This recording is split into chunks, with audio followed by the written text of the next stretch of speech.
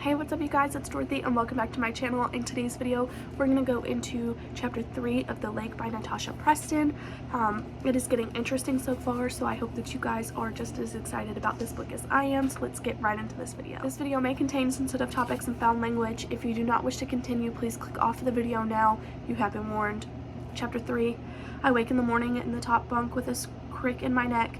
The beds aren't too bad, but the pillows are. Tilting my head from side to side, I kick off the thin blanket and climb down the ladder. Kayla is still asleep. I don't want to wake her, so I take my clothes and toiletries and go to the bathroom to get ready. When I get back to the cabin, I notice how eerily quiet it is in the early morning. Every bunk bed in the main room is neatly made, blankets and sheets tucked in, ready for the campers tomorrow. I dump my bag back in our room and shake my head at Kayla's soft snore. She could sleep in for hours, getting her beauty rest, she calls it. She doesn't need it though. She's naturally model material. Her Insta following grows with every selfie. I take the few steps to our dresser and open my drawer. From it, I pull out the pamphlet Kayla and I received a few months earlier, asking us to consider positions as CITs. They arrived at our houses on the same day. We assumed most ex-campers received them. I run my hand over the laminated cover. It's a picture of the lake at sunset, campers jumping off the dock. Inside is a bunch of information about schedules, pay, and benefits. I flip the brochure over and a chill runs down my spine, just like it did the first time I read it. In big block letters are the words, "Come to Camp Pine Lake. You'll regret it if you don't." The first time I pointed this out to Kayla, she told me it was nothing, just cheesy copy, but something about it rubbed me the wrong way. By the time I realized why Kayla was already in love with the idea of coming back, I agreed to come too, but for different reasons. I had the feeling this pamphlet was a threat, that if I didn't come back, something bad would happen, like maybe someone were to reveal mine and Kayla's secret. But who would do that? Only one other person knows what happened the last time Kayla and I were here, a girl from town named Lillian Campbell. I remember her being a little bit off. Kayla would use the word weird, but Lillian would want to keep what happened a secret just as much as we do, unless... No, I shake my head, clearing away my thoughts. I'm just being paranoid. Being back here must be having a stronger effect on me than I had anticipated. I put the pamphlet back in the drawer and head out the door. The landscape takes my breath away for a second. Blue sky at first light with lush pine trees surrounding us and a peaceful lake in the middle.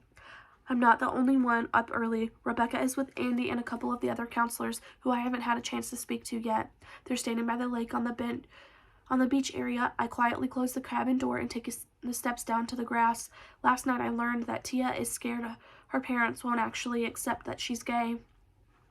Ollie won't be as successful as his cousins, and Jake won't make it in football. I told them I'm scared of disappointing my parents because of how seemingly perfect they are, always doing the right thing and advocating for 100% honesty.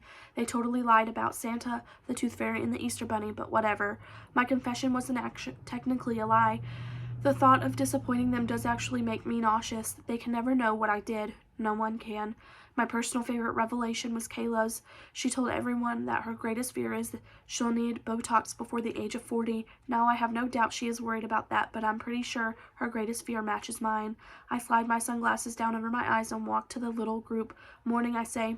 Morning, Esme. You're up early. Rebecca looks relieved to have someone else she knows. She stands up and takes my wrist. Let's go get coffee. Do you drink coffee? Another one of my fears is people who don't drink caffeine. Like, how do you function? I nod. Absolutely. Too bad there's no Starbucks here. Did you sleep okay? She asks as we walk. Okay. My neck is hurting though. I tilt my head from side to side.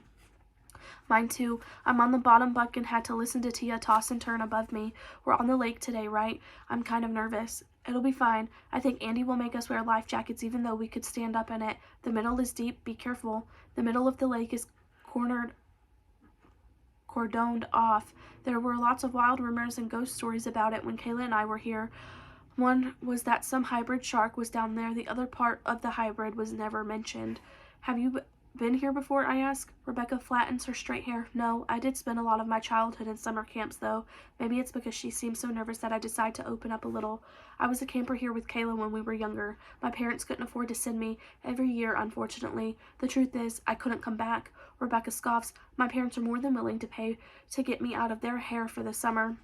Wow, okay, her parents don't sound like fuzzy-loving people. Why did you decide to train to be a counselor here? I wanted something different. As soon as I looked the camp up, I fell in love with the lake. It's got such a traditional camp vibe, right? Like this place could be used as a set for a movie. Yeah, a movie where you either swap with your twin you didn't know existed or you get murdered. Both are super far-fetched, but yeah, this place would totally make a great movie set. I heard you're from Kansas, I say. Yep, how about you? Lewisburg, Pennsylvania. Kayla is too. Have you been friends for long? Yeah, we met in preschool, actually. Her smile doesn't touch her sad eyes. I wish I had a good friend. Didn't say she played the game of fears with her friends. There's no one back home? Not really. I have a few friends, but we don't confide in each other. Nope, I'm calling her out on this. But I thought you said you did the secrets thing.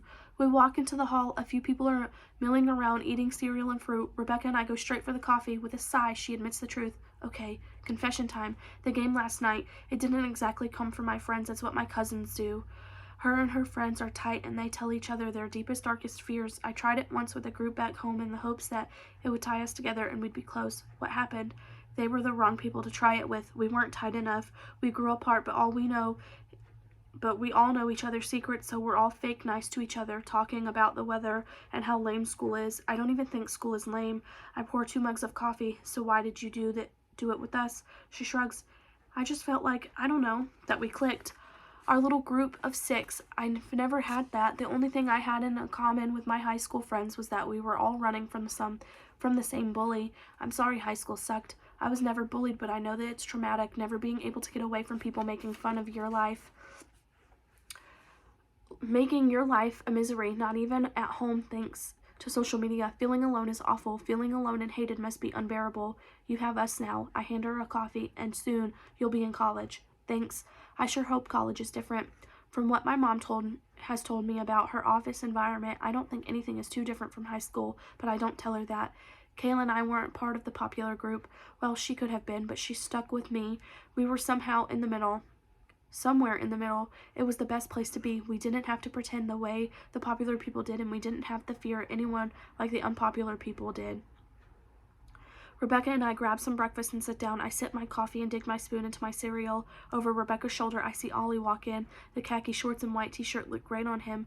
He scans the room and his bluey-green eyes settle on us. I get a mild electric shock. Ollie's here, I say, as he makes his way toward us. Rebecca takes a quick look and turns back. He so likes you, she sings quietly. I wide-eyed her, telling her to shush as he approaches. Morning. He sits down next to me. You two okay? Yep. We reply at the exact same time. His smile widens. How's the coffee? It's fine, I reply. Rebecca adds, it's no Starbucks, right, Esme? I groan. Don't remind me about Starbucks. I would kill for a vanilla latte. Kill is a little strong, isn't it? Ollie asks, lifting his eyebrow. No, I don't think so. Rebecca eats her banana in silence, watching us like we're in a play.